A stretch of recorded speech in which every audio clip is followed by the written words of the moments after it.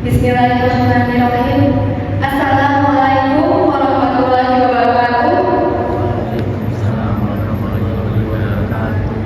Halo semuanya, ini adalah podcast SMA Negeri 3 Merauke. Perkenalkan, saya Evita Nurfasabila sebagai moderator pada podcast kali ini. Pada podcast kali ini, kita akan berbincang-bincang bersama Bapak Ustaz Taufik Yuryansyah LC. Adapun background atau CV Ustaz Taufik Yuryansyah LC, yaitu beliau merupakan tanggal lahir di Merauke 18 Juli 1990 dan sekarang Ustaz Taufik bertugas di SMP Muhammadiyah Merauke. Beliau pernah menempuh pendidikan D2 Bahasa Arab di Pondok Pesantren Araya, Sukabumi, dan S1 Lembaga Ilmu Pengetahuan Islam dan Halal di Jakarta. Nah, podcast kali ini akan membahas tentang Idul Adha dan Kurban teman-teman. Ikuti dan simak podcast kali ini ya.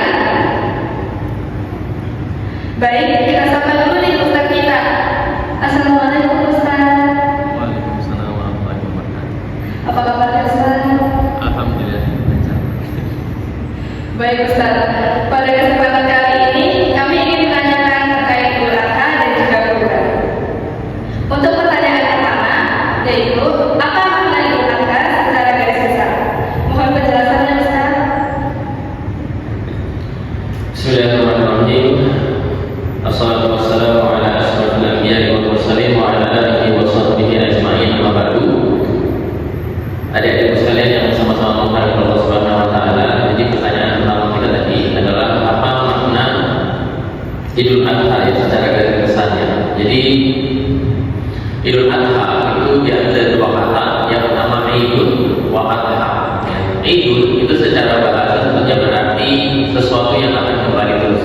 Ya, makanya Idul Adha itu akan terus berulang ya setiap tahunnya. Ya. Atau misalkan kayak Idul Fitri, itu artinya kembali fitri. Fitri itu bukan kembali suci lagi ya. Kalau kita kan kenalnya fitri itu suci ya, bukan. Fitri itu artinya makan ya. Fitri itu artinya makan. Jadi Idul Fitri itu artinya apa? Kembali makan, bukan kembali suci. Karena apa? Ketika satu bulan kita puasa, menahan lapar, menahan haus. Nah, ketika hari itu kita sudah kembali makan ya. Makanya sunahnya ketika kita Idul Fitri itu apa? Makan dulu sebelum berangkat sholat ya. Ada Idul Adha itu artinya dari hari besar yang bisa kita artikan, dan kalau secara arti bahasa itu artinya kembali. Ya akan terus kembali setiap tahunnya atau diperingati setiap tahunnya ya. Ada Adha itu ada perbedaan pendapat. Ada yang mengatakan Adha itu dari kata duha ya. Duha itu artinya ya waktu duha ya. Duha itu ada ketika matahari sudah keluar ya. Mungkin jarak-jarak sekitar 1-2 meter. Nah itu waktunya duha ya. Makanya di umat Islam ada namanya sholat duha ya. Jadi jarak kapan? Ketika matahari, bukan setelah matahari terbit ya, tapi ketika matahari sudah sekitar 2 meter keluar dari ufuk timur sana ya. Itu artinya Idul Adha. Jadi apa? Hari raya ya, yang kita akan ulangi terus setiap tahunnya dan dikerjakannya di waktu duha ya, di waktu duha. Makanya nanti besok kita sholat Idul Adha ya di waktu duha. Nggak boleh kita sholat Idul Adha di waktu zuhur ya, atau hanya terlalu panas ya kita sore-sore aja sholat Idul Adha nya nggak bisa ya. Idul Adha waktu kerjaan sholatnya itu di waktu duha. Begitu juga dengan penyembelihannya ya, penyembelihan hewan kurban itu juga kita kerjakan di waktu duha ya. Ada secara arti lainnya Idul Adha diambil dari kata udhiyah ya, atau tadhiyah. Artinya apa? Pengorbanan ya. Karena ketika pengerjaan atau sebab ketika kita bahas sejarah bagaimana sejarah Idul Adha itu ya, maka ada pengorbanan yang sangat luar biasa yang dilakukan oleh Nabi Ibrahim alaihissalam ya, dan juga anaknya yang bernama Ismail alaihissalam. Jadi ini hari peringatan bagaimana dasarnya, bagaimana Nabi Ibrahim dan juga Nabi Ismail ya dalam apa? Dalam pengorbanannya ya, baik harta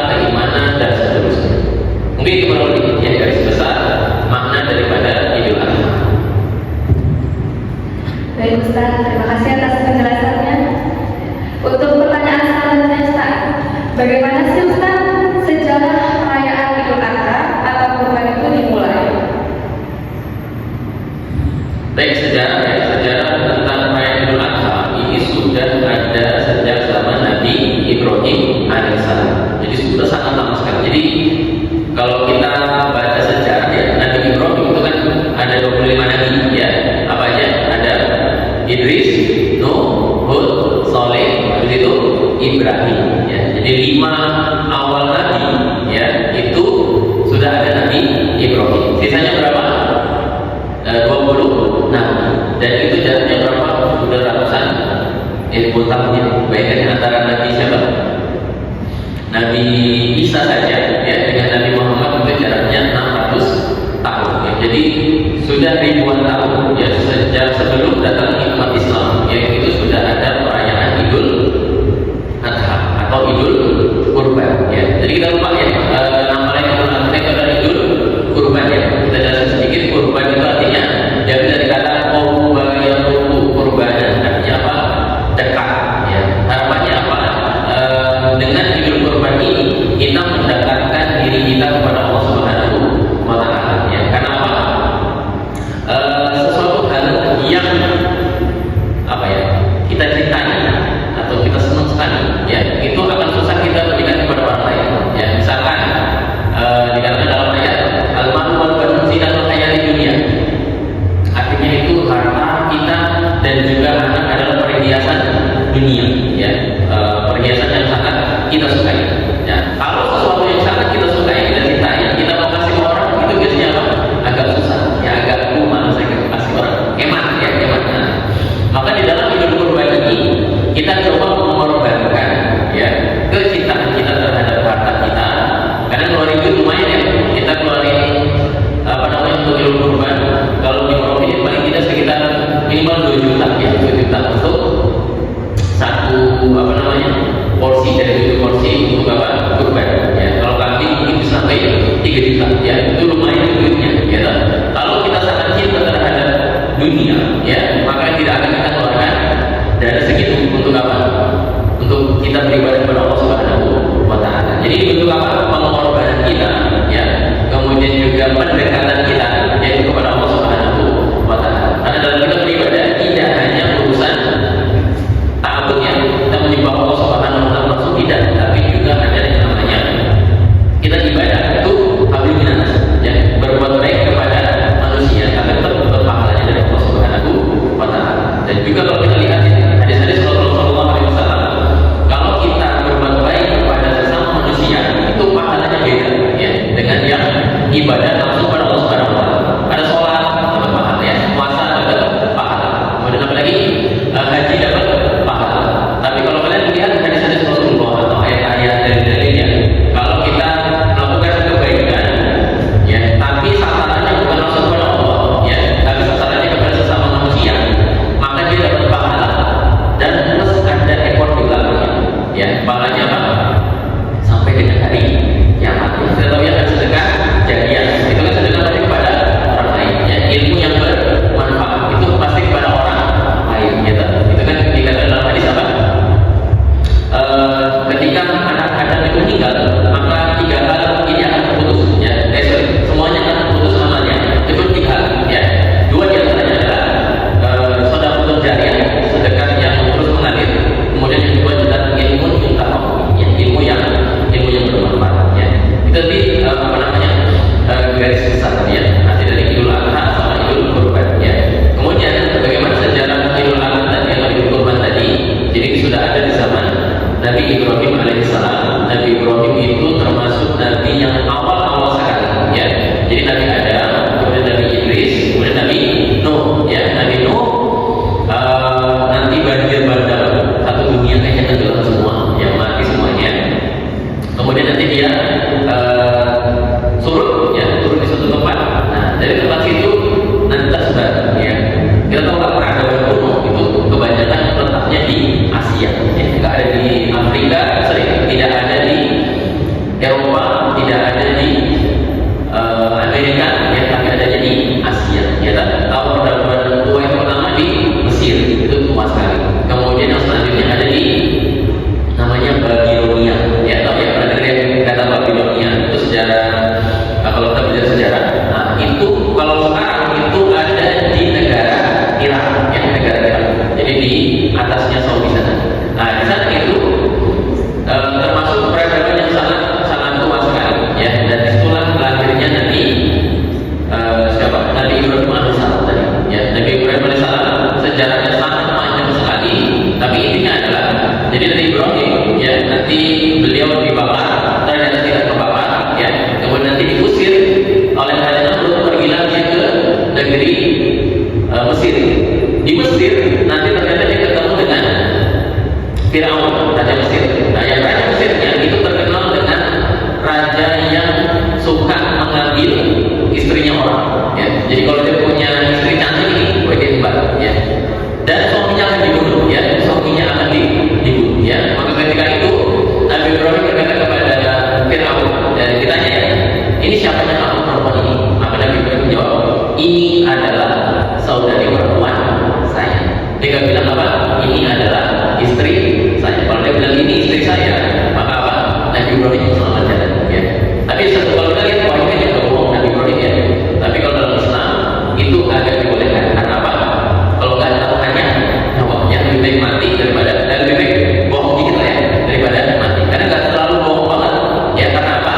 Oh ya ayatnya ya, nama mu'minuna ikhwah. Kita sesungguhnya orang-orang Muslim itu adalah bersaudara. Jadi disebutnya bersaudara sama saudara sama keimanan ya.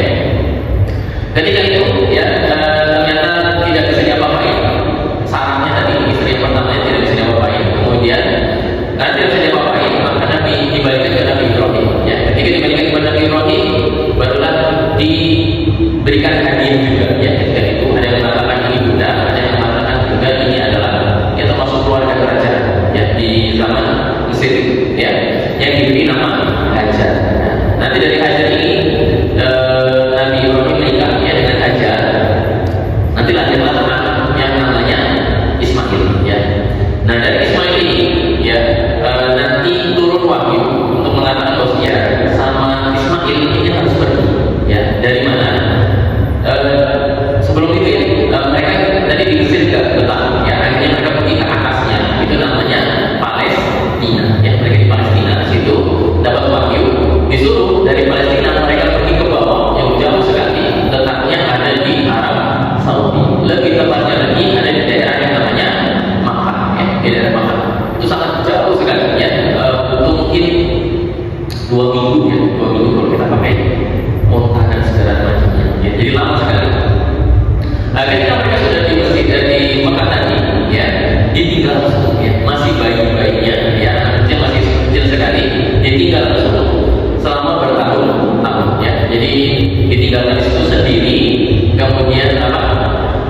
Nanti tahu saja ya, pokoknya ibadah haji kita itu hampir semuanya itu diambil dari kisahnya siapa? Nabi Ibrahim, Nabi Ismail sama Hajar tadi ya. Semuanya pokoknya muter lah di situ ya.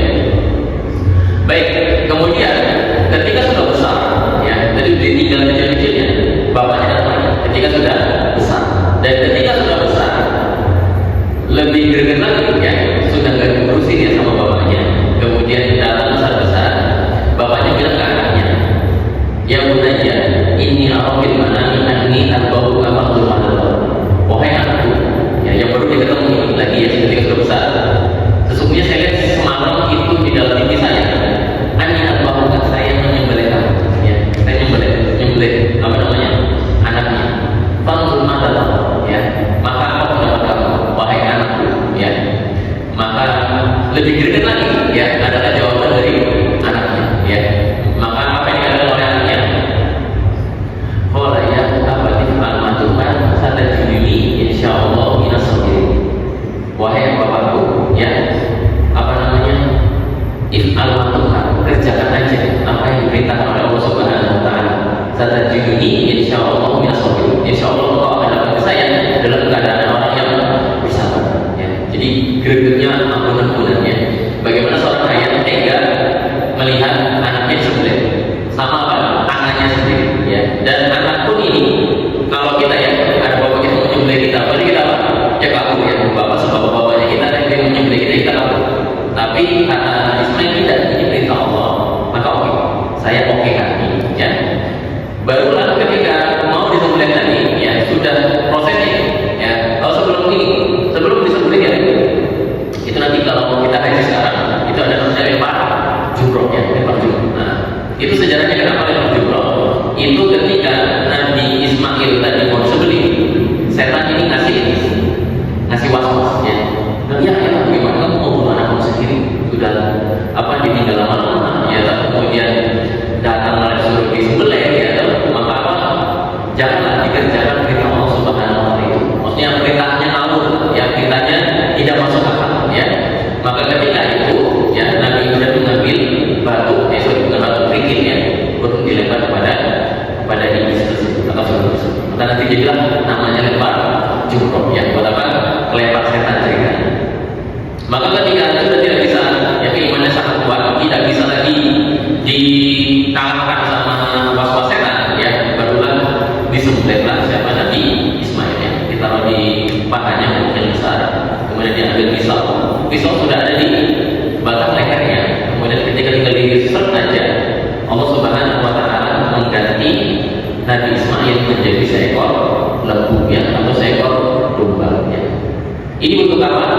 Hanya Allah pengen ngetes saja bagaimana keimanan Nabi Ibrahim alaihi salam ya. Dan semua kita pasti akan dicoba keimanan kita ya. Kalau Nabi Ibrahim udah terlalu greget lah ya, coba aja terlalu dahsyat ya, keimanannya sudah terlalu dahsyat. Tapi intinya semua itu ada cobaan.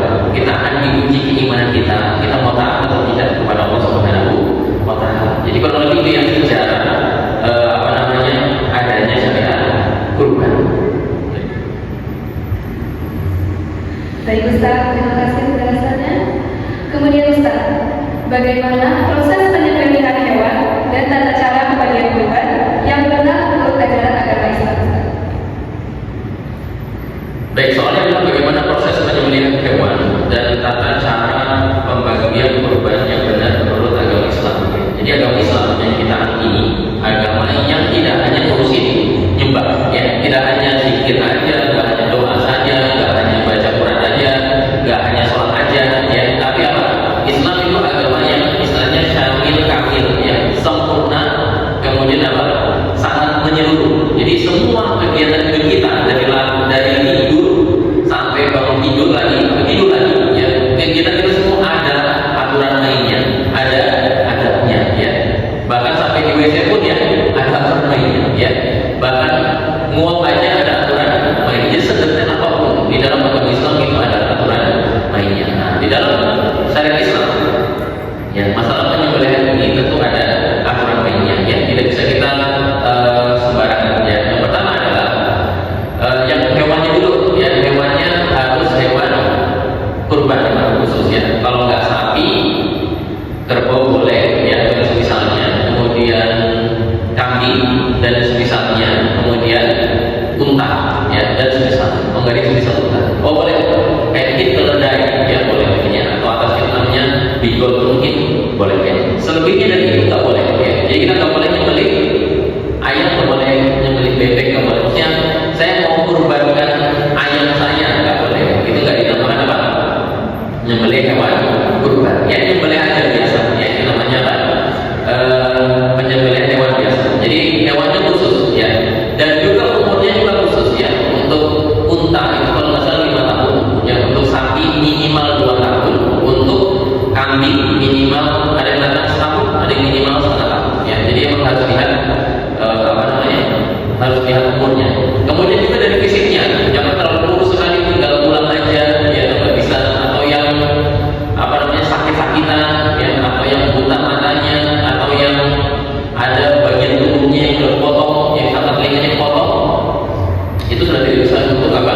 Dikurbankan. Tapi kalau mungkin tanduknya ya masih ada cemil dikit lah, itu masih bisa dimaafkan. Yaitu untuk hewannya. Kemudian ketika proses penyembelihan kurbannya, maka yang pertama harus kita lakukan adalah pisaunya harus dikasih tajam ya. Dan juga sarannya sih kalau kita nyembelih kurban itu hewannya nggak boleh saling lihat ya. Jangan sampai satu hewan kurban melihat hewan kurbannya lain di sembelih ya. Walaupun mereka itu tidak punya akal sehat ya, tapi mereka masih punya perasaan ya. Dilihat temannya di bawah ya, di tangan semua itu masih dia gemeter juga ya. Maka kasihan, sedih. Dia bahkan bisa juga nangis gara-gara grogi dia kayak sakit lah ya, ngeri mau dibunuh dan seterusnya. Maka caranya adalah kalau bisa disembunyikan ya, satu dulu, kemudian satu lain. Yang penting apa? Temennya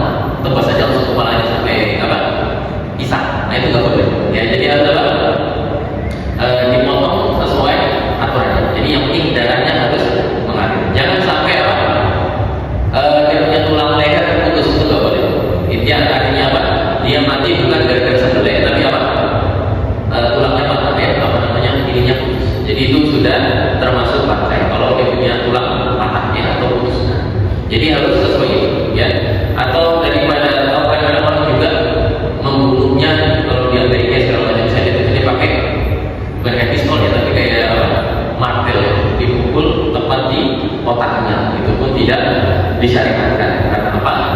Darahnya nggak keluar ya. Jadi kan yang darah itu apa? Penyakit ya, bukan apa? Walaupun rasanya enak ya, darah itu enak rasanya, tapi itu apa? Penyakit yang tidak boleh dimakan ya. Tapi beda ya, ingat ya, beda antara dengan kalau kita makan daging kan ada darah-darahnya ya, itu bukan darah ya. Jadi boleh dimakan ya. Selanjutnya ketika sudah sembelih ya, kemudian dipisah-pisah segala macamnya, maka bagi yang berkurban mereka punya jatah sebetulnya maksimal 1/3 ya. Jadi kalau misalkan saya mau 1/3-nya boleh, dia dapat jatah 1/3-nya, tapi biasanya tergantung daripada masjidnya ya. Jadi kalau lebih dari itu nggak boleh ya, maksimal 1/3 daripada jatah hewan kurbannya tersebut ya. Kemudian pembagian hewan kurban ini bisa diberikan kepada masyarakat yang ada di sekitarnya. Boleh muslim, boleh non muslim juga tidak masalah ya. Fakir, miskin dan segala macam, yang kaya pun boleh dikasih apa daging kurban ini ya. Beda dengan halnya zakat fitri, khusus untuk yang miskin saja ya. Orang kaya tidak boleh dapat zakat fitri dan seterusnya. Kemudian nanti jagalnya atau kulitnya tidak boleh jadi upah. Ini tidak boleh jadi upahnya dia pemotongan ya, tapi apa? Harus dalam kita kurban itu ada namanya uang operasional ya. Jadi ketika kita kurban itu ada dana kurban, ada juga dari kurban harus mengeluarkan dana operasional. Nah, dana operasional inilah baru dikasih kepada jaga dan seterusnya ya. Kalau misalkan kita mau bayar mereka ya, jadi kulit itu tidak boleh dijual sebagai uang operasionalnya tukang jaga nggak boleh ya, tapi dia harus kasih berupa uang saja.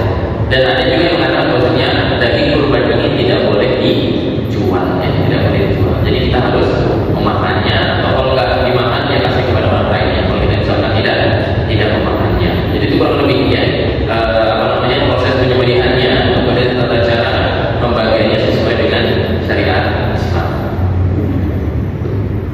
Baik Ustaz, terima kasih penjelasannya. Nah, pertanyaan terakhir nih Ustaz, apa pesan moral yang bisa kita ambil dari kisah Nabi Ibrahim dan Nabi Ismail terkait Idul Adha? Baik, pesan moral ya bagi kita tentang kisahnya Nabi Ibrahim dan Nabi Ismail alaihissalam. Jadi pesan moralnya adalah, atau misalkan hikmah yang bisa kita ambil dari pelaksanaan hari raya Idul Adha itu adalah bagaimana keimanan kita kepada Allah Subhanahu wa taala ya. Jadi ini menunjukkan apa? Keimanan ya. Kita sebagai seorang muslim, hal yang paling susah itu bukan ibadah segala macam.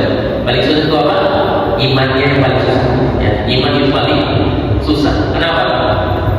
Ya misalkan kita datang ke sini misalkan ya, sholat kita lihat Tuhan kita, nggak kelihatan Tuhan kita ya. Kita lihat pahala yang dijanjikan bahwasanya nanti kalau kamu sholat pahala segini, ada kelihatan tidak kelihatan ya. Atau kalian meninggalkan sholat nanti dosanya segini, masuk neraka, kelihatan dosanya tidak kelihatan. Terus nanti di akhir kelak itu ada yang namanya surga sama neraka ya, kelihatan atau tidak kelihatan juga ya. Artinya apa? Kita kayak apa ya? Ya antara yakin dan gak yakin ya. Bahwasanya ini benar-benar dari kita, tapi kita tetap masih melakukan, kita masih sholat, kita masih puasa, kita masih bayar zakat, ya, masih beribadah kepada Allah Subhanahu wa taala. Maka itu adalah apa? Bukti daripada keimanan kita kepada Allah Subhanahu wa taala. Ya, dan itu susah sekali ya, susah sekali. Kecuali misalkan Allah kasih cash ya, siapa yang sholat subuh ya di rakaat pertama dapat 1 juta rupiah cash, pasti semua antri ya paling depan ya. Semangat apapun kalian ya, begadang apapun kalian akan jadikan paling pertama karena cashnya kelihatan. Nah, terus kenapa Allah nggak kasih kelihatan banget aja ya, pahala kasih dan silet aja, dosa dikasih silet aja segala macam. Itu tidak ada apa tantangannya ya. Jadi memang sengaja Allah Subhanahu wa taala tidak kasih lihat pahalanya ya, tidak kasih lihat dosanya, biar apa? Yaitu tantangannya itu ya, apa namanya? Ahasibannya supaya semua ayatul amanah maupun ayat ya. Apakah manusia mengatakan cukup mengatakan ya saya berkata saya beriman kepada Allah Subhanahu wa taala dan mereka tidak diuji. Dan ini adalah ujian